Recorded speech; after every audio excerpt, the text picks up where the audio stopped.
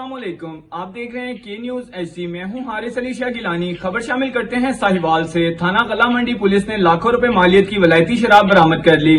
منشیات اسمگل کرنے والے 2 ملزمان گرفتار کر لیے۔ مزید اس حوالے سے جانتے ہیں علی حسن قصوری سے۔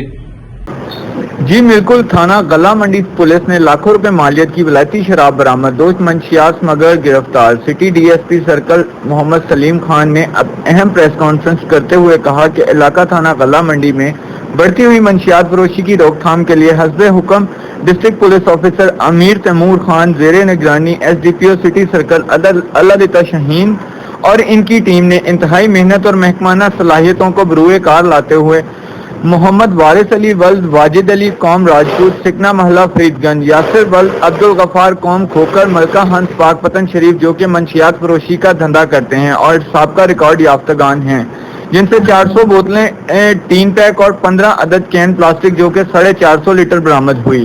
جی